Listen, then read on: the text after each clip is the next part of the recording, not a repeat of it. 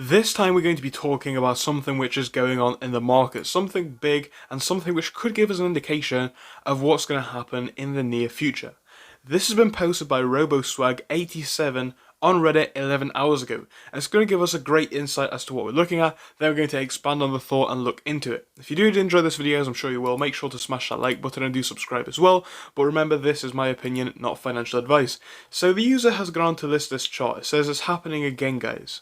This is a chart showing us what's going on, and we're seeing a massive spike fairly recently, especially into 2022, when we have a look at this data when it comes to credit default swaps.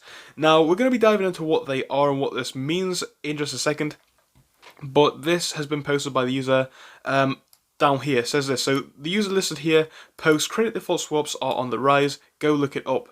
It usually precedes crashes with really swift moves like in 2008, and that definitely is true from what the data says. So we'll have a quick look at what one of these is. What is a credit default swap? Some of you may know this, some of you may not. We're not going to have a read of the whole article, but this is coming from Investopedia, and there are some key takeaways. So credit default swaps are credit derivative contracts that enable investors to swap credit risk on a company, country, or other entity with a different counterparty.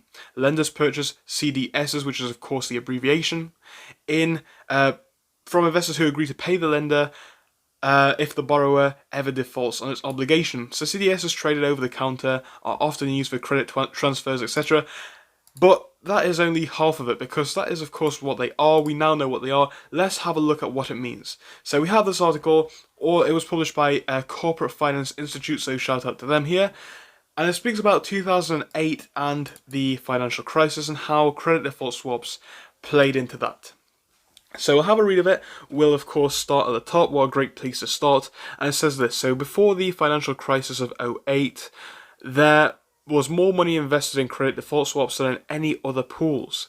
The value traded of credit default swaps was about 45 trillion compared to the 22 trillion previously invested in the stock market and the 7.1 trillion in mortgages. We get the picture. So many banks were involved, and the biggest casualty was Lehman Brothers Investment Bank, and we know what happened to them. But really, we can see what happens. Companies that traded credit default swaps were battered during the financial crisis, since the market was unregulated and banks used swaps to ensure complex financial products. Investors were no longer interested in buying swaps, etc. So that's what happened already, but we know what happened ultimately, right? A lot of credit default swaps happened at this time. Again, the market was very high, and tying that back into the original post, it shows us what's going on right now in the same area. Clearly there is a lot of interest, a lot of data regarding it, and it shows that things are going up. Not necessarily good for us, but what it means is, you know, when things do come to it, the crash isn't going to look good if we do see that crash. So again, it may not necessarily look directly good for us, but a lot of people are looking to the market crash as a potential resolve for the whole short squeeze issue. And that is where it could shine for AMC, who knows? Now again, I am not a financial advisor, as you should know by now, but one thing that I can do is share the data that I am looking at. And this is my personal insight, what I have seen. Again, massive shout out to all of the users and sites who posted the posts in this video. But what I'm trying to say here, guys, is again, the data right now doesn't necessarily indicate bad things to us. It shows us the market is looking weak. A lot of people are looking to that for, you know, that push for the squeeze. And I think going forwards, we should remember that the shorts are not always in as good as a position as they like to tell us that they are.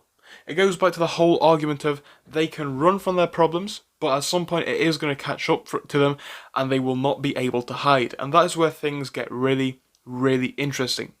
And again, I hope you did enjoy. If you did, make sure to smash that like button and subscribe. For now, guys, this is a goodbye. I'll hope to see you later on for more stuff, but goodbye for now.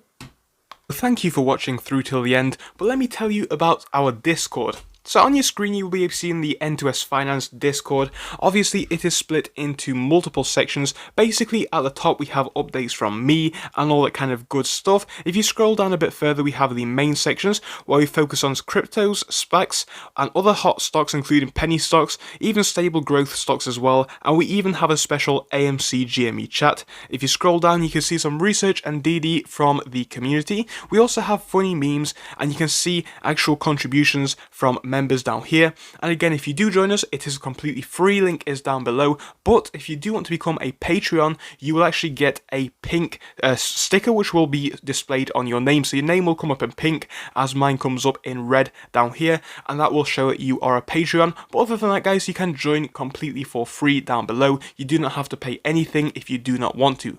Thank you for watching, see you soon.